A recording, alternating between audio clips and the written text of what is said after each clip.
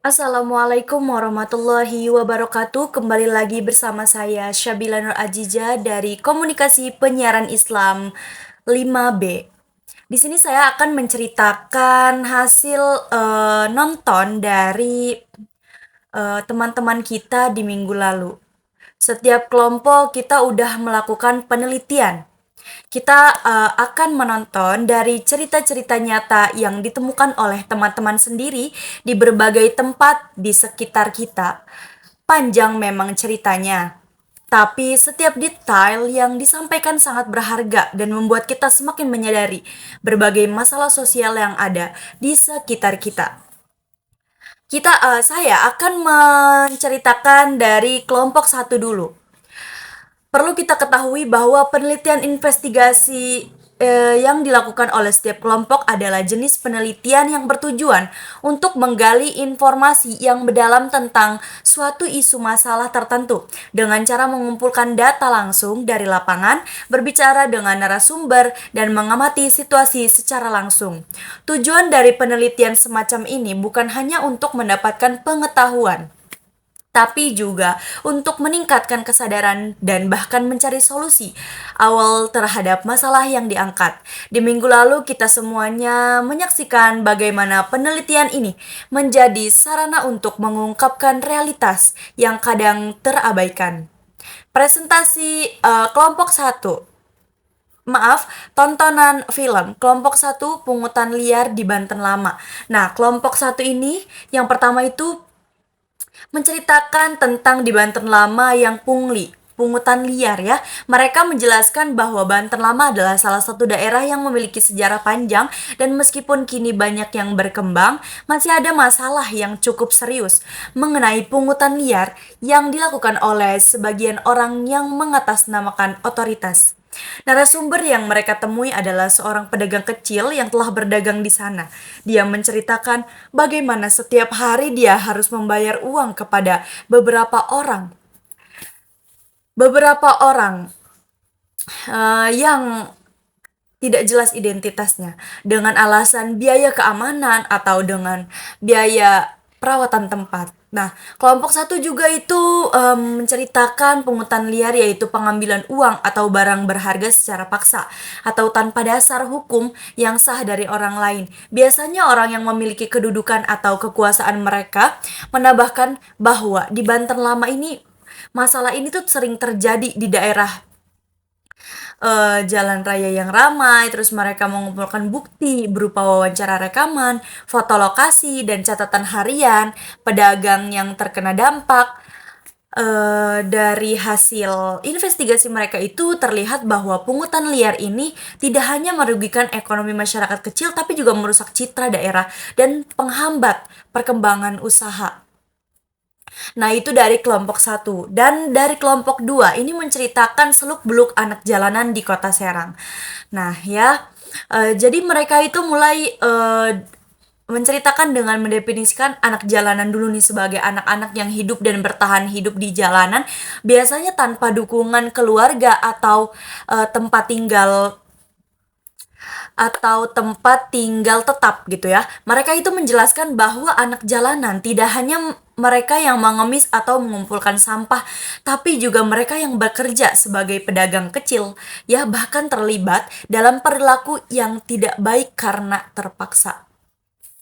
Nah, kelompok 2 ini tuh telah melakukan investigasi di beberapa daerah di Serang yang banyak ditemui anak jalanan seperti sekitar lampu lalu lintas. Jadi mereka itu berbicara dengan beberapa anak jalanan langsung dan mendengar cerita sedih tentang mengapa mereka harus hidup di jalanan.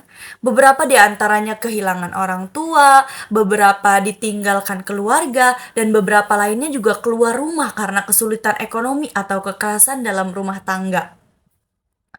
Nah, mereka ini di sini menjelaskan seluk-beluk masalah anak jalanan seperti masalah kesehatan yang sering mereka alami karena kurangnya akses ke perawatan medis, masalah pendidikan yang terhenti, dan risiko terlibat dalam kejahatan atau eksploitasi.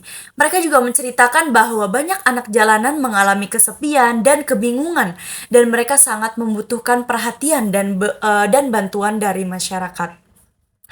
Nah, Kelompok 2 ini juga menampilkan data yang mereka kumpulkan seperti jumlah anak jalanan yang mereka temui, usia mereka, dan jenis pekerjaan yang mereka lakukan.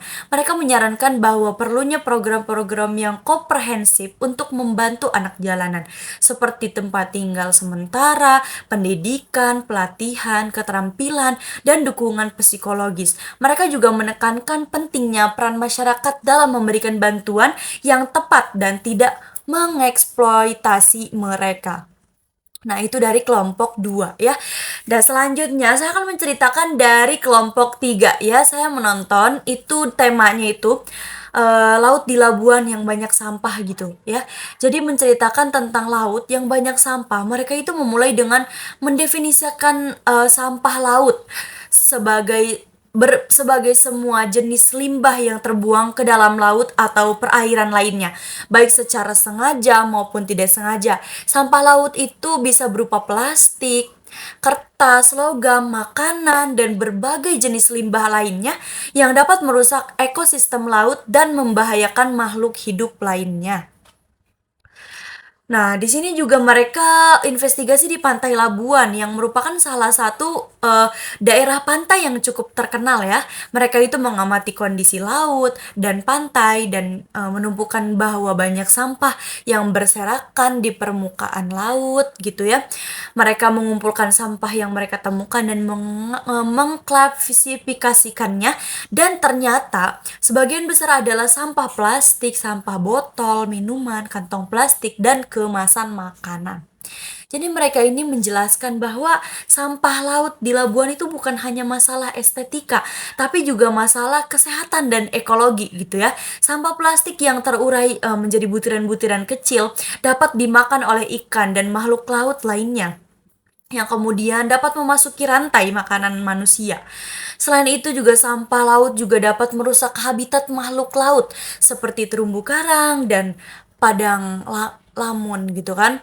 Nah, kelompok 3 juga menceritakan penyebab munculnya sampah laut di Labuan ya. Jadi seperti kurangnya kesadaran masyarakat tentang pentingnya menjaga kebersihan lingkungan, kurangnya fasilitas pembuangan sampah yang memadai, dan aktivitas perikanan serta perdagangan yang tidak bertanggung jawab. Mereka ini menyarankan bahwa perlunya upaya bersama dari masyarakat, pemerintah, dan lembaga swadaya masyarakat untuk mengurangi sampah laut, seperti melakukan kampanye peningkatan kesadaran, terus membangun fasilitas pembuangan sampah yang lebih baik, dan memberlakukan aturan yang ketat tentang pembuangan limbah ke laut. Nah, di minggu lalu itu yang penuh makna ya, saya dan teman-teman benar-benar mendapatkan banyak banget pengetahuan baru tentang berbagai masalah sosial dari lingkungan yang ada di sekitar kita. Setiap dari kelompok tersebut menunjukkan betapa pentingnya melakukan penelitian investigatif untuk mengungkapkan realitas yang sesungguhnya. Mungkin itu saja yang bisa saya sampaikan ya dari cerita saya. Kurang lebihnya saya mohon maaf. Wassalamualaikum warahmatullahi wabarakatuh.